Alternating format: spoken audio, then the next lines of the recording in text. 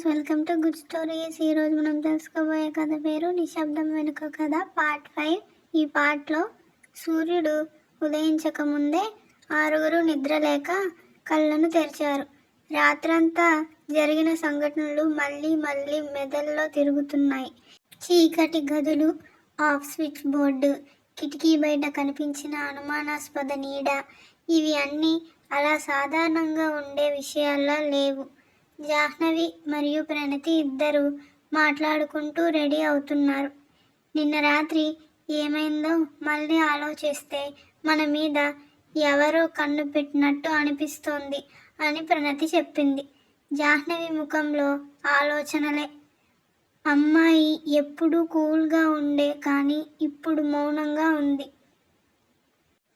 ఆనంది మరియు సింధు గదిలో కూడా పరిస్థితి అలానే ఉంది. సింధు జుట్టు సరిచేస్తూ మనకు తెలియకుండా ఏం జరుగుతుందో ఎవరో దగ్గరగా పరిశీలిస్తున్నట్టుంది అని అంది. ఆనంది మాత్రం గంగిరెద్దుని వెంటాడిన పిల్లల్లాగా సంభ్రమించి ఉంది. మన గదులకు మాత్రమే కరెంట్ ఆఫ్ అయితే అది యాదృచ్ఛికం కాదంటే స్పష్టమే అంది. లిఖిత ఇంకా మోహిని గదుల్లో మాత్రం మరో చర్చ. మోహిని, నిన్న మన గదిలో ఫ్యాన్ కూడా ఆగిపోయింది. ఏదో పవర్ డ్రాప్ లాంటిది కాదు, ఎవరో స్విచ్లను టచ్ చేశారని ఖచ్చితంగా ఉంది అంది. లిఖిత దగ్గరై చెప్పారు. మరి మన మీద ఎందుకు? మనం టెర్రస్కి వెళ్ళినందుక? ఆ మాటలన్నీ కలిస్తే ఈ ఆరుగురు ఆలోచనలు ఒకే దిశగా పరిగెడుతున్నాయి. ఎవరైనా వారిని గమనిస్తున్నారు. వారెవరైనా నిన్న రాత్రి టెర్రస్ మీద ఉన్న విషయాన్ని గమనించి వారిని హెచ్చరించడానికి ప్రయత్నిస్తున్నారా? హాస్టల్ నుంచి బయలుదేరిన ఆరుగురు కోచింగ్ సెంటర్కి వచ్చారు. సెంటర్ బయట సైలెంట్ వాతావరణం, ఉదయం మబ్బులతో కప్పి ఉన్న ఆకాశం, ఇది కూడా ఏదో సస్పెన్స్ ఫీల్ ఇస్తోంది. క్లాస్ రూమ్లోకి అడుగు పెట్టగానే ప్రిన్సిపల్ అకస్మాత్తుగా వారి దిశగా చూసింది. ఆ చూపు ఒక క్షణం గట్టిగా నిలిచింది. ఆరుగురి గుండెల్లో చురుగ్గా ఒక కటకం. ఆమెకు ఏమైనా తెలుసా? మనం నిన్నటి రాత్రి జరిగిన విషయం ఆమెకేమైనా తెలుసా? ఈ ప్రశ్న ఒక్క క్షణంలోనే వాళ్ళని బెంబేలెత్తించింది. కానీ వెంటనే ప్రిన్సిపల్ తన ముఖాన్ని సాధారణంగా మార్చుకుని లోపలికి వెళ్ళిపోయింది. ఆ చూపు మాత్రం వారి హృదయాల్లో ఆగిపోయింది. జాహ్నవి చప్పున, ఆ చూపు చాలా స్ట్రేంజ్గా అనిపించింది అని అంది. ప్రణతి ఒప్పుకుంది. అవును, మనల్ని నేరుగా ఏదో తెలుసుకున్నట్టు చూసింది అని అంది.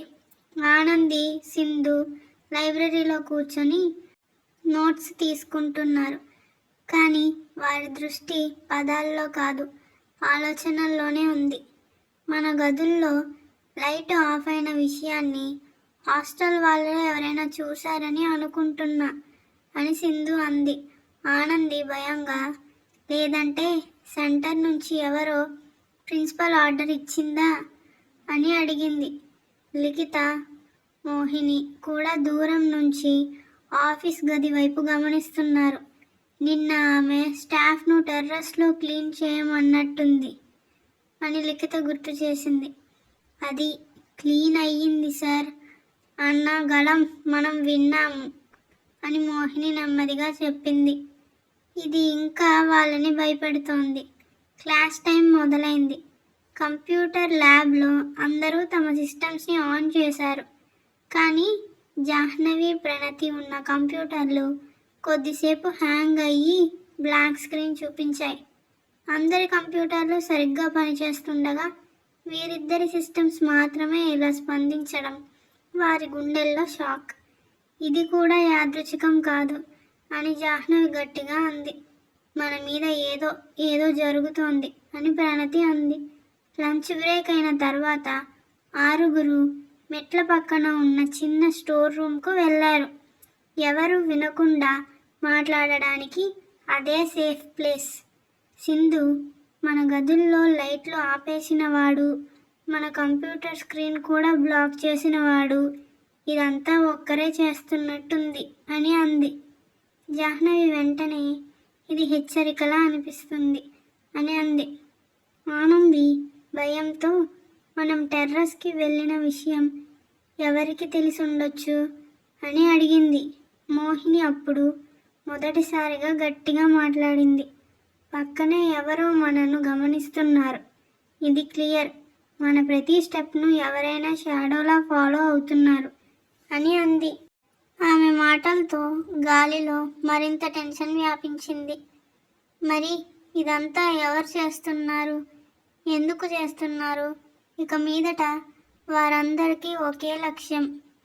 వారిని గమనిస్తున్న ఆ వ్యక్తి ఎవరో తెలుసుకోవడం.